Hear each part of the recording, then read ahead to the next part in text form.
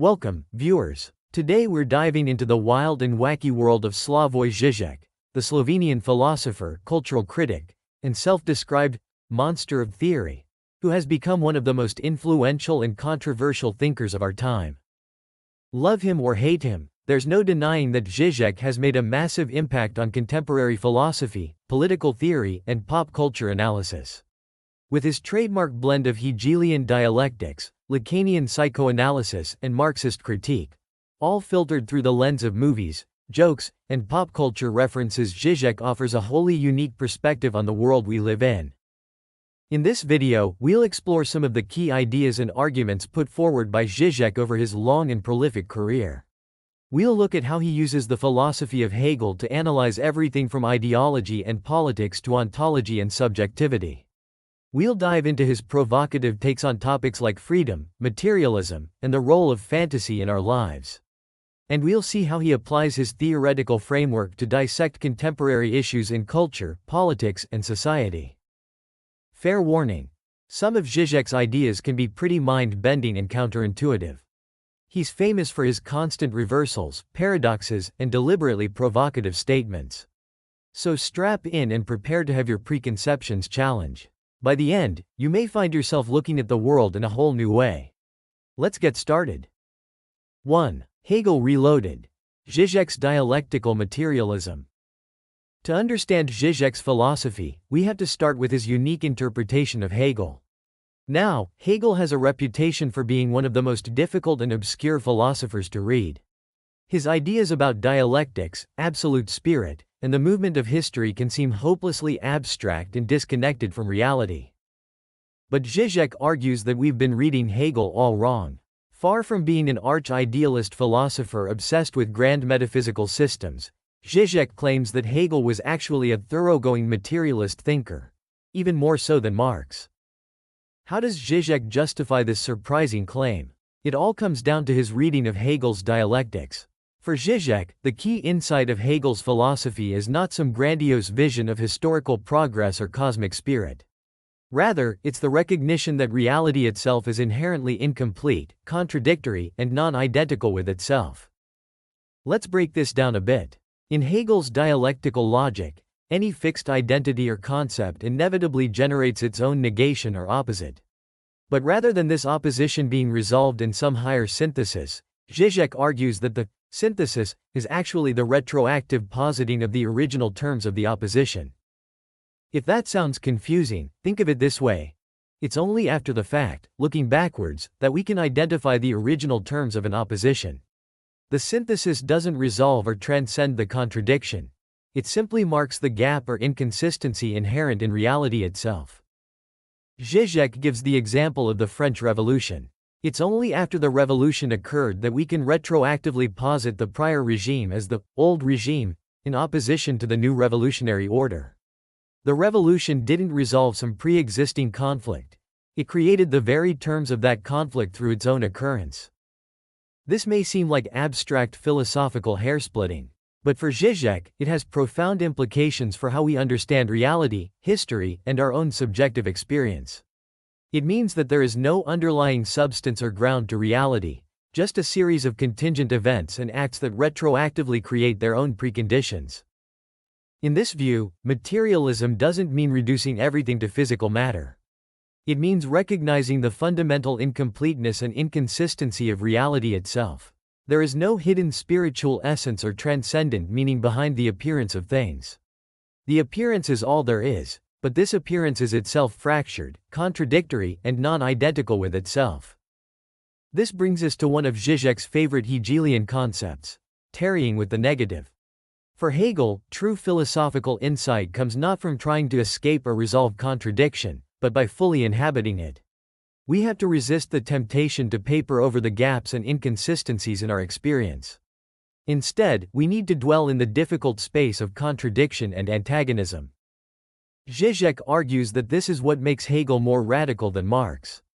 While Marx still held out hope for some final resolution of social contradictions in a future communist society, Hegel recognized that contradiction and negativity are ineradicable features of reality itself. There is no final synthesis or reconciliation. just an ongoing process of rupture and reconfiguration.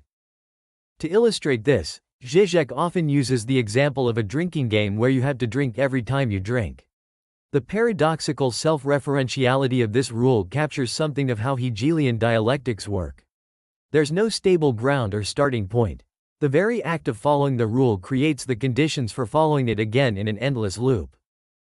But far from being some abstract philosophical game, Žižek insists that this dialectical logic shapes every aspect of our social and political reality. It explains how ideologies function, how subjectivity is formed, and how revolutionary change occurs. By returning to Hegel, Žižek believes we can gain crucial insights into the contradictions and deadlocks of our contemporary world. Of course, Žižek doesn't just regurgitate Hegel. He combines Hegelian dialectics with ideas from Lacanian psychoanalysis, Marxist theory, and German idealism to create his own unique philosophical framework. But at its core, Žižek's entire project is an attempt to reactualize Hegel for the 21st century, to show how Hegel's ideas remain urgently relevant for understanding our world today. So the next time someone dismisses Hegel as an obscure idealist philosopher, you can counter with Žižek's provocative claim. Hegel was actually the first true materialist, and his dialectical method remains an essential tool for radical thinking today. It's a philosophical reboot that aims to blow our minds and change how we see reality itself. 2. The parallax view. Subjectivity and the gaps in being. One of Žižek's most influential concepts is what he calls the parallax view. This idea builds on his Hegelian framework to offer a provocative account of subjectivity and our relationship to reality. In optics, parallax refers to the apparent displacement of an object when viewed from different lines of sight. Žižek takes this as a metaphor for how reality appears differently depending on the subjective position of the observer. But crucially, this shift in perspective isn't just a matter of different points of view on the same underlying reality. Rather, reality itself is non-identical, split from within.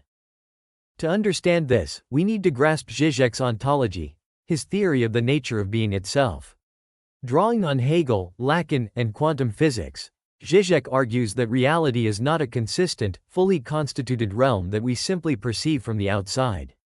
Instead, reality itself is incomplete, fractured, and shot through with fundamental inconsistencies and antagonisms. Subjectivity, in this view, doesn't stand opposed to objective reality. Rather, the subject emerges precisely in the gaps and inconsistencies of the objective order. We aren't substantial entities perceiving reality from the outside. We are more like holes or voids in the fabric of being itself. This can sound pretty abstract, so let's look at some examples of how Žižek applies this parallax view. Take the mind-body problem in philosophy. We tend to think of mind and body as two separate substances that we need to somehow link together. But Žižek argues that mind simply is the gap or inconsistency in the physical order. Consciousness arises precisely where physical causality breaks down or becomes inconsistent with itself. Or consider how Žižek analyzes political ideologies. He argues that the left and right don't just have different perspectives on the same social reality. Rather, that reality itself appears differently, is structured differently, depending on your ideological standpoint. The parallax gap between these views can't be resolved by finding some neutral, objective position. The very existence of this gap is constitutive of social reality itself. Žižek even applies this parallax logic to debates in quantum physics. The famous wave-particle duality isn't just a matter of our limited ability to observe quantum phenomena.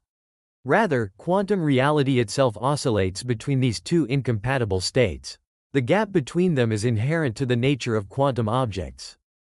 One of Žižek's favorite examples of the parallax view comes from film. In Alfred Hitchcock's Vertigo, we see the same woman, played by Kim Novak, from two perspectives. First as the sophisticated, blonde Madeline, then as the earthy, brunette Judy. The film's twist is that these are actually the same woman. But Žižek argues the true parallax shift is in how our whole reality restructures itself around these two incompatible perspectives. So what are the implications of this parallax view? For Žižek, it radically reconfigures how we think about subjectivity, freedom, and political change. If the subject isn't a substantial entity, but a gap or void in reality itself, then freedom doesn't mean expressing some inner essence. Instead, it means occupying and tarrying with the ruptures and inconsistencies in the seemingly objective order. Political change, likewise, isn't about gradually reforming the system or implementing some positive vision of a better society. It's about fully inhabiting the central antagonisms and contradictions of our world, pushing them to their breaking point where reality itself is forced to reconfigure around a new parallax gap. This parallax ontology also shapes how Žižek thinks about ethics and agency. Since there is no consistent, fully constituted reality, every act involves a kind of existential risk. We can never be sure of the consequences of our choices.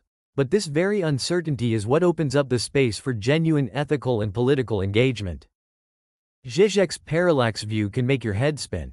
It seems to pull the rug out from under our usual ways of thinking about reality, subjectivity, and truth. But that's precisely the point. By forcing us to constantly shift perspectives and inhabit irresolvable contradictions, Žižek aims to open up new ways of thinking about ourselves and our world. It's a philosophical vertigo machine designed to make us see reality anew. 3. Welcome to the desert of the real. Ideology in the age of cynicism. They know very well what they are doing, but still, they are doing it. This phrase, borrowed from the philosopher Peter Sloterdijk, is key to understanding Žižek's influential theory of ideology in the modern world. Classical Marxist accounts of ideology focused on the idea of false consciousness, the notion that people are deluded about the true nature of their social reality. The job of the critic was to unmask these illusions and reveal the truth. But Žižek argues that in our postmodern, media-saturated world, this model no longer applies. We've entered what he calls the era of ideological cynicism. To grasp what Žižek means by this, let's look at some examples. Consider how many people relate to consumer capitalism today. We're bombarded with critiques of overconsumption, environmental destruction, and the hollowness of consumer culture. Many of us are fully aware of the problems with capitalism. And yet, we keep participating in it anyway. We know very well what we're doing, but still, we're doing it.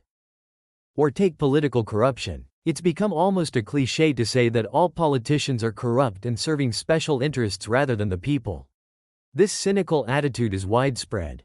But paradoxically, it often serves to sustain the system rather than undermine it. By dismissing all politics as corrupt, we let ourselves off the hook and continue to participate in the status quo. Žižek argues that this cynical distance is now a central feature of how ideology functions. We no longer believe in the official ideologies of our society. But by maintaining an ironic distance, we can continue to act as if we believed, without feeling naive. Our skepticism becomes a way of not having to really engage or change anything. This is why simple, revealing the truth, is no longer enough to combat ideology. Everyone already knows the truth. The problem is that this knowledge doesn't seem to matter. So how does ideology still exert its power in this cynical age? Žižek's answer draws on the psychoanalytic theory of Jacques Lacan. He argues that ideology works not primarily at the level of knowledge or belief, but through enjoyment, what Lacan calls jouissance. Ideology structures how we derive pleasure and meaning from the world, often in unconscious ways. Take the example of nationalist ideology. The rational justifications for nationalism are easy to debunk. But nationalism persists because it offers people a kind of enjoyment, a sense of belonging, shared rituals, collective myths. Even if we cynically distance ourselves from overt nationalist rhetoric, we may still find ourselves emotionally invested in national sports teams or cultural symbols. Or consider how racism operates today. Explicit racial hatred is widely condemned. But racist attitudes persist in more subtle forms, often masked by seemingly neutral language about culture or values. The enjoyment people derive from feeling superior or having a scapegoat to blame often overrides their conscious rejection of racism. This is why Žižek insists that ideology is not just a matter of ideas or beliefs, but is materially embedded in our everyday practices and institutions. The way we act often belies our stated beliefs. As Žižek puts it, borrowing from Pascal, kneel down, move your lips in prayer, and you will believe. So how do we combat ideology in this cynical age?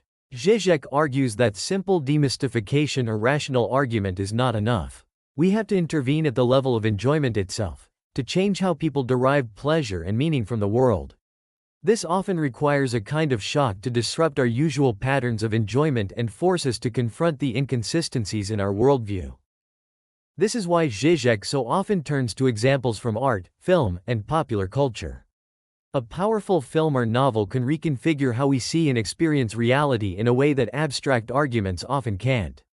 By making the familiar strange, art can disrupt our usual ideological enjoyment and open up new possibilities.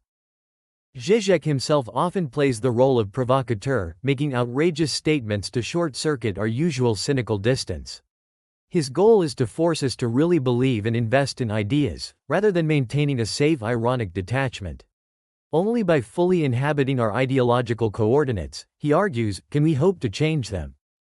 So the next time you find yourself thinking, I know this is just an ideology, but still. Remember Žižek's warning. This very cynicism may be the most powerful form of ideology. True liberation requires not just knowing the truth, but changing how we enjoy and find meaning in the world. Welcome to the desert of the real. Now what will you do about it? 4. The puppet and the dwarf, fantasy, desire, and the big other. One of Žižek's most provocative and influential ideas is his theory of fantasy and its role in structuring our social reality. Drawing on Lacanian psychoanalysis, Žižek argues that fantasy is not opposed to reality, but is precisely what structures our experience of reality. To understand this, we need to grasp Lacan's concept of the big other, the symbolic order of language, law, and social norms that structures our world. Žižek argues that this big other doesn't really exist as a consistent, fully constituted entity. It's more like a shared fiction that we all participate in maintaining. This is where fantasy comes in. Fantasy, for Žižek, is not primarily about impossible wishes or escape from reality. Rather, it's what allows us to relate to the inconsistent, incomplete nature of the symbolic order. Fantasy fills in the gaps in our social reality, papering over the contradictions and antagonisms. Let's look at some examples to make this clearer. Consider how authority functions in society. We know that judges, politicians, or bosses are just ordinary people. And yet we act as if they embody some transcendent authority. This, as if, is crucial. It's a shared fantasy that allows social institutions to function.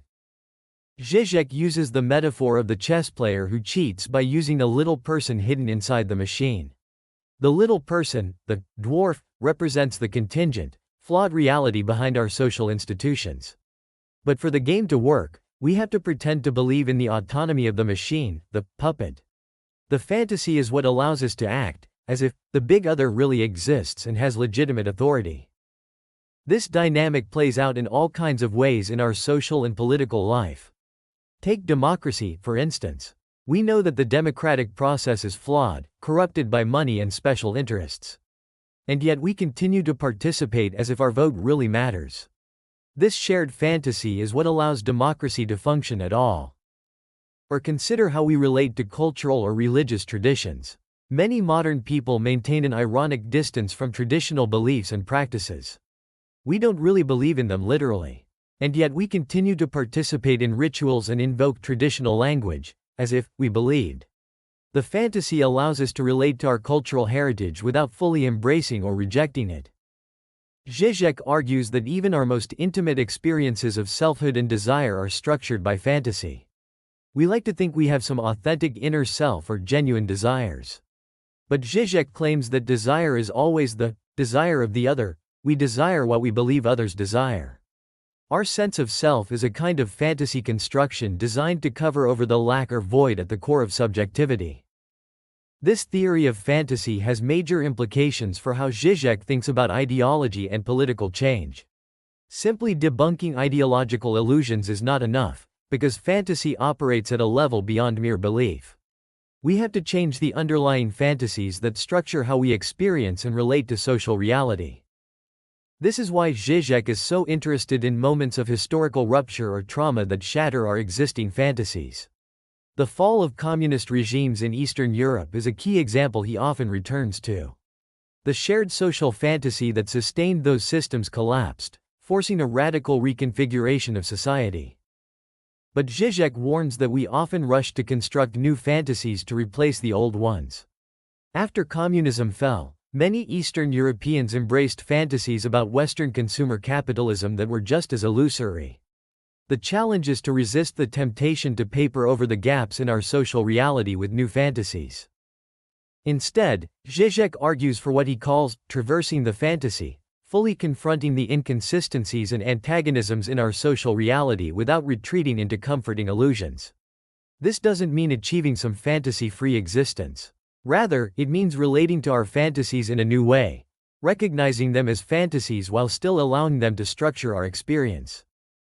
Žižek gives the example of falling in love. We know rationally that our love object is just an ordinary person with flaws. But to truly love, we have to embrace the sublime object we've projected onto them. The key is to somehow maintain both perspectives simultaneously, seeing the real person while still being captivated by the fantasy. This brings us back to the metaphor of the puppet and the dwarf. The goal isn't to simply expose the dwarf and debunk the illusion. Nor is it to fully embrace the fantasy of the autonomous puppet. Rather, it's to see both at once, to recognize the necessary fiction while still allowing it to have effects.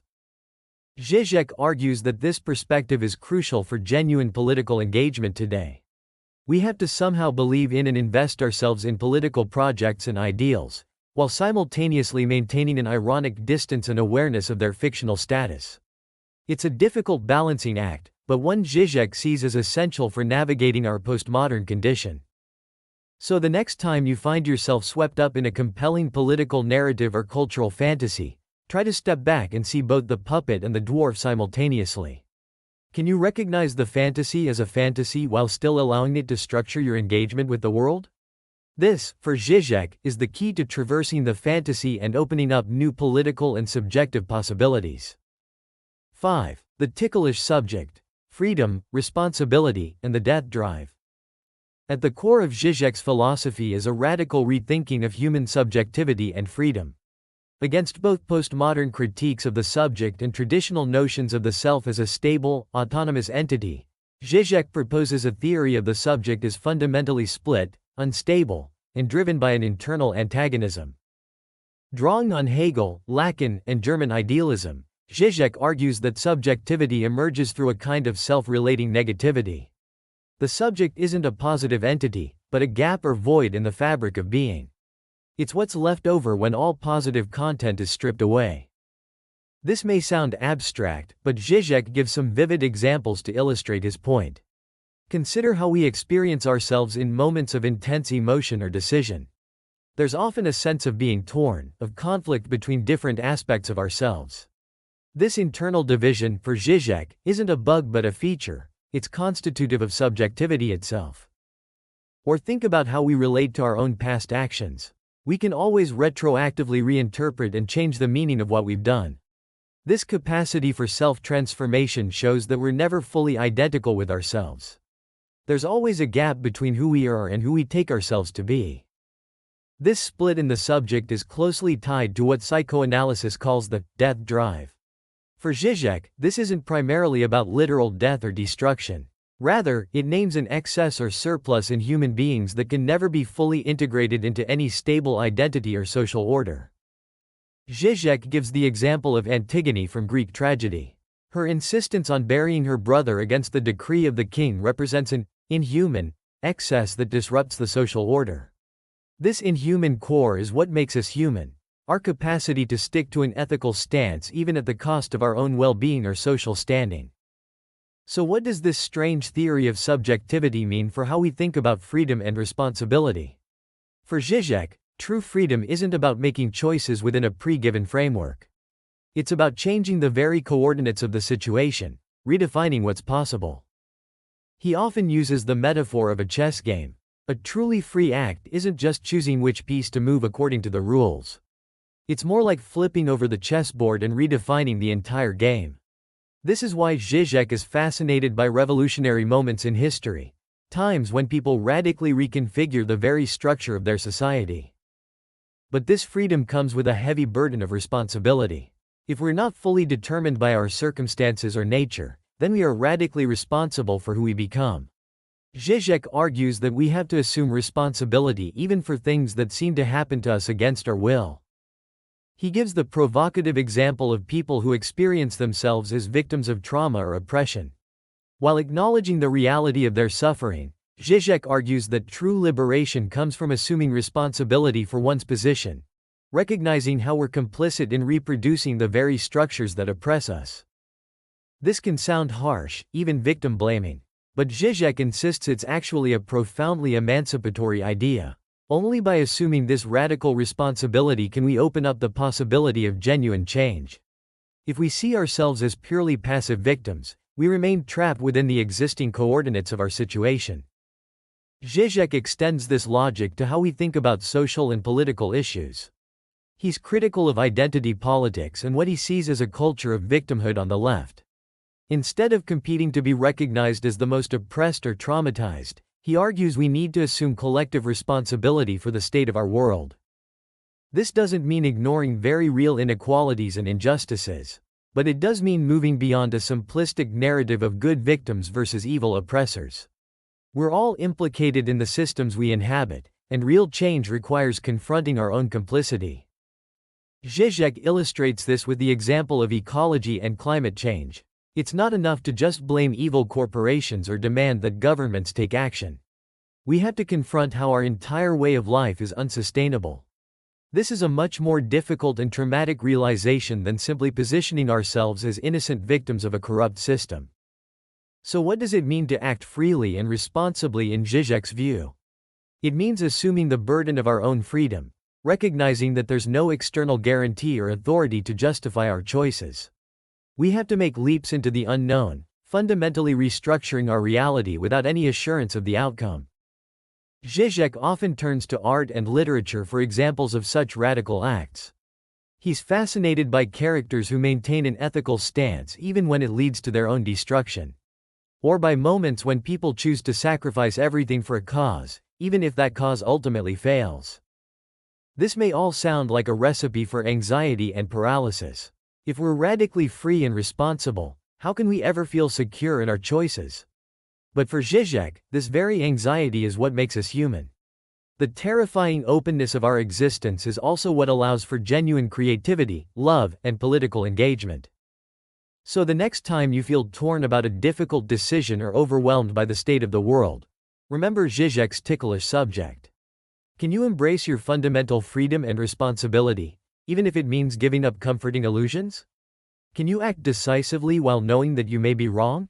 This vertigo-inducing freedom is, for Žižek, the very core of what it means to be human. 6. The plague of fantasies, ideology, enjoyment, and the virtual. In our hyper-connected, digitally mediated world, the line between reality and fantasy seems increasingly blurred. Žižek argues that this situation requires us to radically rethink how ideology functions and how we experience reality itself. Drawing on Lacanian psychoanalysis, Žižek proposes that fantasy isn't opposed to reality, but is precisely what structures our experience of reality. We never encounter raw, unmediated reality. Our experience is always already shaped by symbolic and phantasmatic frames. This has profound implications in our age of virtual reality, social media, and fake news. Žižek argues that the opposition between real life and the virtual world is a false one. Our real lives have always been virtual, in the sense of being mediated by symbolic structures and fantasies. What's new is that we're becoming more aware of this virtuality. Žižek gives the example of how we experience catastrophes or traumas. Even as they're happening, we often feel like we're in a movie or a dream. This isn't just a psychological defense mechanism. It reveals how our very sense of reality is structured like a fiction. This blurring of reality and fantasy shapes how ideology functions today. Traditional critique assumed ideology worked by obscuring the true nature of reality.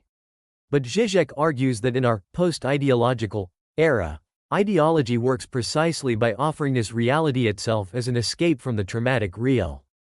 He points to how political movements often promise a return to some authentic, real existence away from the confusions of modern life. But this fantasy of the real thing is itself an ideological construction. The truly difficult task is to accept that there is no underlying, authentic reality to return to. Žižek extends this analysis to how we experience our own identities and desires. We like to think we have some true inner self beneath all the social conditioning.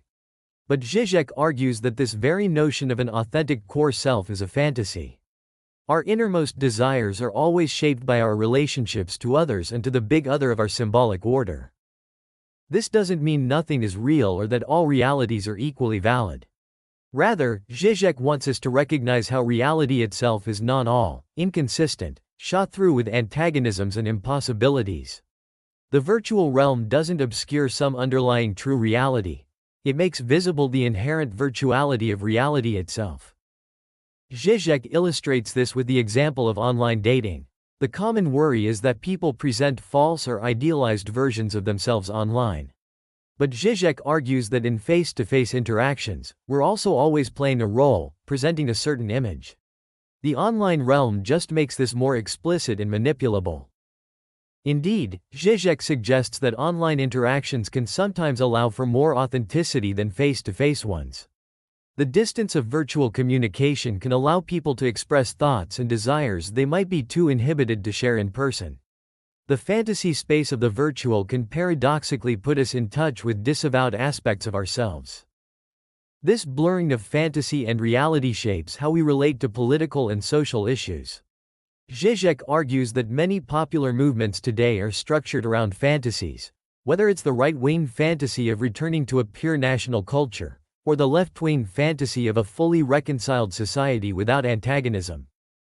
The problem isn't that these are fantasies. All political projects involve fantasy to some degree. The issue is how we relate to these fantasies. Do we take them as literal blueprints for reality? Or can we invest in them while maintaining an ironic distance, recognizing their fictional status?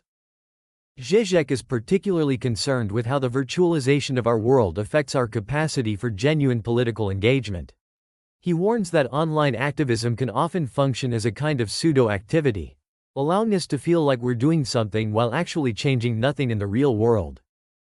But he also sees revolutionary potential in new virtual forms of community and activism. The challenge is to find ways to translate online engagement into real-world action and structural change. This requires maintaining a delicate balance between immersion in virtual worlds and critical distance from them. Žižek extends this analysis to how we think about ecology and climate change. He argues that the fantasy of unspoiled nature that we've destroyed and need to return to is itself an ideological construct. The truly difficult task is to accept that there is no natural balance to restore. We have to take responsibility for actively shaping our environment. So how do we navigate this plague of fantasies? Žižek doesn't advocate simply trying to dispel all illusions in favor of some hard reality. Nor does he think we should fully embrace postmodern relativism where all realities are equally valid. Instead, he proposes what he calls tarrying with the negative, fully inhabiting our fantasies and virtual spaces while maintaining an awareness of their constructed nature. This means engaging with the virtualization of our world, but in a way that opens up new possibilities rather than closing them down. It means recognizing how fantasy structures reality, while still insisting on the difference between better and worse ways of structuring that reality. In our era of deep fakes and simulated realities, Žižek's insights seem more relevant than ever. The next time you find yourself unsure of what's real, online or in the world around you, remember that reality itself has always been virtual. The question is, how will you engage with and shape that virtual reality? 7. The courage of hopelessness. Politics and ethics in dark times. In recent years, Žižek has increasingly turned his attention to the political and ecological crises facing our world. His provocative take? We need to embrace what he calls the courage of hopelessness. This doesn't mean simply giving up or resigning ourselves to disaster. Rather, Žižek argues that only by abandoning hope in the existing system can we open up space for genuine change. We have to fully confront the dead ends and catastrophes looming before us, without retreating into comforting illusions or small-scale solutions. Žižek is deeply critical of what he sees as pseudo-activity on the left, feel-good gestures that allow us to feel like we're making a difference without really changing anything. Recycling, ethical consumption, online petitions. These can all too easily become ways of accommodating ourselves to the existing system rather than fundamentally challenging it. Instead, Žižek argues for a politics of divine violence, ruptures that fundamentally reset the coordinates of what's possible in a situation. He often points to moments in history when people acted in ways that seemed crazy or hopeless at the time, but retroactively opened up new political possibilities. This links to Žižek's critique of humanitarian ideology and what he provocatively calls liberal communists, privileged elites who engage in charitable giving while continuing to profit from an unjust system. He argues that this socially responsible capitalism is actually one of the biggest threats to genuine social change today. For Žižek, true ethical and political engagement requires the willingness to be inhuman, to violate existing moral norms in the name of a higher universal principle. He's fascinated by figures like Antigone from Greek tragedy, who stick to an ethical stance even at the cost of their own well-being and social standing. This can sound dangerous, even potentially totalitarian, but Žižek insists that only this kind of radical stance can break us out of the deadlocks of global capitalism and impending ecological disaster. Respect for existing democratic norms and individual rights, he provocatively claims, can become an obstacle to the drastic action needed to address our crises. Žižek illustrates this with the example of climate change. He argues that making real progress on this issue will require massive, coordinated action that will inevitably violate some individual freedoms and democratic norms.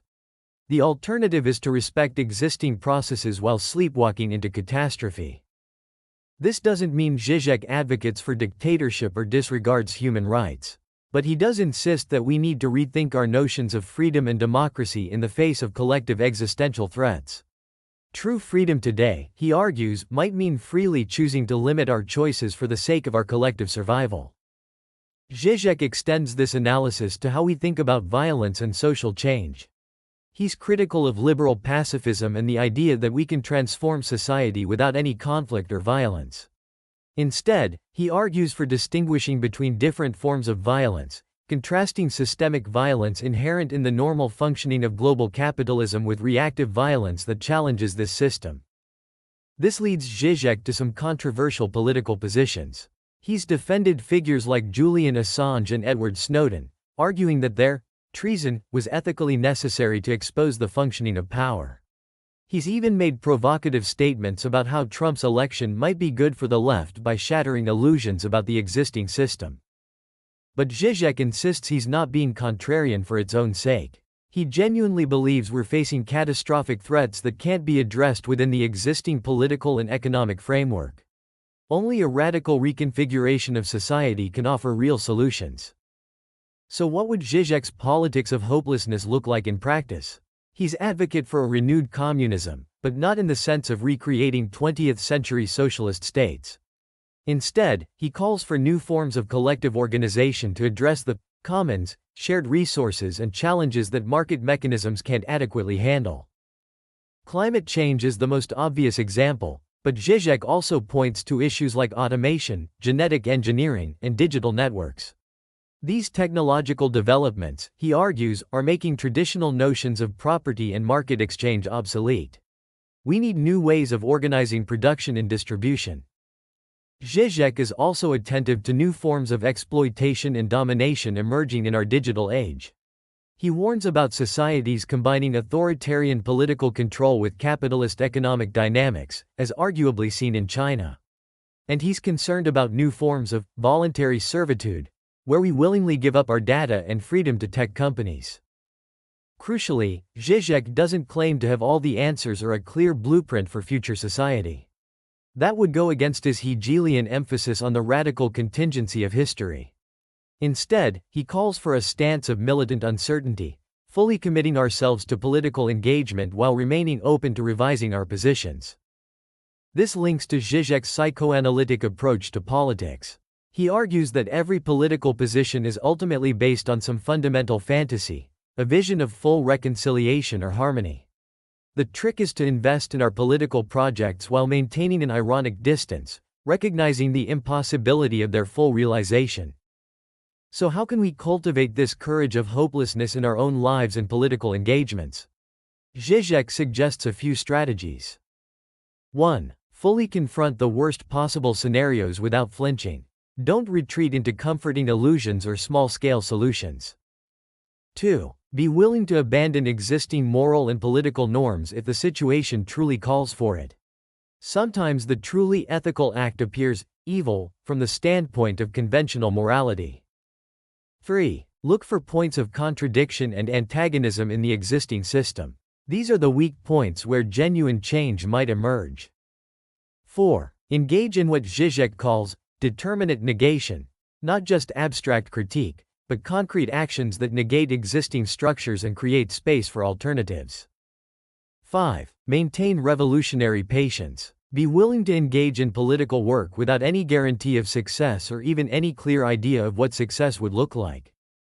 6. Cultivate a stance of comic fatalism. Fully commit to political struggle while maintaining an ironic distance that allows for flexibility and self-critique. Žižek's vision of politics can seem bleak, even nihilistic at times. But he insists that only by passing through this moment of radical negativity can we open ourselves to genuine hope. In our era of looming catastrophe and political polarization, Žižek's courage of hopelessness offers a provocative alternative to both naive optimism and cynical despair. As we've explored in this video, Slavoj Žižek offers a unique and provocative perspective on philosophy, culture, and politics. His blend of Hegelian dialectics, Lacanian psychoanalysis, and Marxist critique provides powerful tools for analyzing our contemporary world.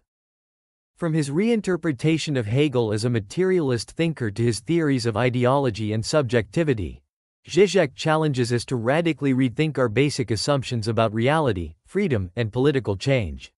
His work grapples with the fundamental deadlocks and antagonisms of our time, from the paradoxes of global capitalism to the looming threat of ecological catastrophe. Žižek's thought can be dizzying, even maddening at times. His constant reversals and provocations can leave readers feeling unmoored. But this vertigo is very much the point. Žižek aims to shake us out of our usual ways of thinking, to make the familiar strange so we can see the world anew. Whether you find yourself nodding in agreement or throwing the book across the room in frustration, engaging with Žižek's ideas is sure to be a thought-provoking experience.